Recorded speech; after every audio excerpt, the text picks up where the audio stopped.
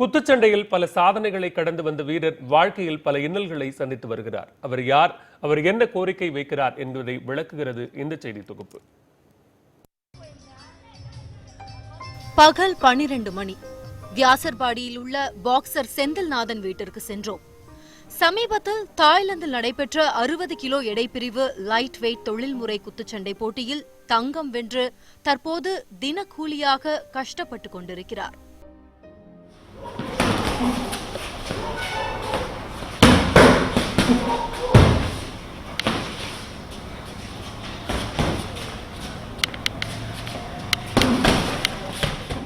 கடந்த 18 ஆண்டுகளுக்கு மேலாக தொழில்முறை குத்துச்சண்டையில் ஈடுபட்டு வரும் செந்தில்நாதன் குத்துச்சண்டை ஜாம்பவான்களில் ஒருவரான விஜேந்தர் சிங் போன்ற பல்வேறு வீரர்களோடு மோதி வெற்றி பெற்றுள்ளார்.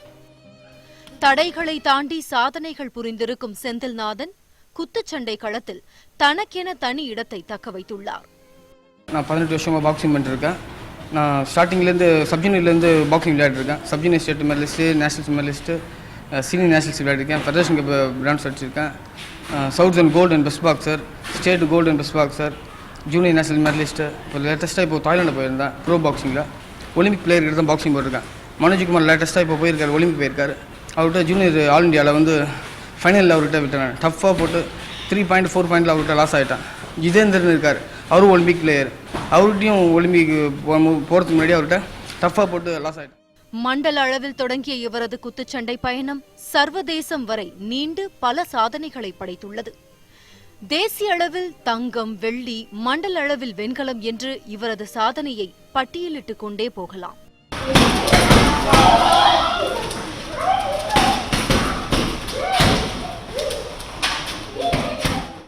மெய் சிலிர்க்க வைக்கும் இந்த சாதனையாளரின் வாழ்க்கை சோதனையும் சோகமும் கலந்ததாக உள்ளது. அன்றாட வருமானத்தில் வாடகை வீட்டில் வாழ்க்கையை நகர்த்தி கொண்டிருக்கிறார் செந்தில்நாதன்.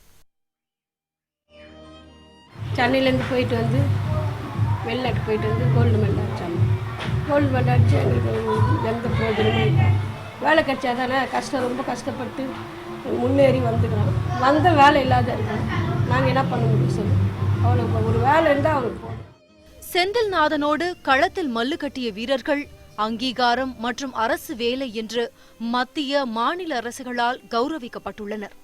ஆனால் தான் கண்டுகொள்ளப்படவில்லை என்று வருந்துகிறார் செந்தில்நாதன். என்னோட தோத்தவங்க எல்லாமே அப்பாயின்மெண்ட் ஆகியிருக்காங்க. எனக்கு அந்த புஷ் பண்ணுறதுக்கு யாரும் இல்லை, எனக்கு தூக்கி வரதுக்கு யாரும் இல்லை. அதனால் எனக்கு வேலை வாய்ப்பு கிடைக்கிறது ரொம்ப கஷ்டமாக இருக்குது. அவங்கெல்லாம் ஏசியாகவும் டிசியாகவும் நல்ல துறையில் இருக்காங்க. எனக்கு நார்மலாக ஒரு சின்ன வேலை வாய்ப்பு இருந்ததுன்னா நான் ஸ்போர்ட்ஸ் இம்ப்ரூவ் பண்ணுறதுக்கும் என்னை சுற்றி இருக்கவங்களை வளர்க்குறதுக்கும் அது நல்லாயிருக்கும். இத்தனை சோகத்தையும் தாண்டி அடுத்த தலைமுறையினருக்கும் குத்துச்சண்டை கலையை இலவசமாக கற்றுக் கொடுத்து மகிழ்ச்சி அடைகிறார் பாக்சர் செந்தில்நாதன். தமிழ்நாட்டில் மற்ற விளையாட்டுகளுக்கு கிடைக்கக்கூடிய உரிய அங்கீகாரம் மற்றும் அரசு வேலை வாய்ப்பு குத்துச்சண்டை வீரர்களுக்கு கிடைக்க வேண்டும் என்பதே இவருடைய கோரிக்கையா இருக்கு. ஒளிப்பதிவாளர் சங்கருடன் நித்யா, நியூஸ் 18 தமிழ்நாடு.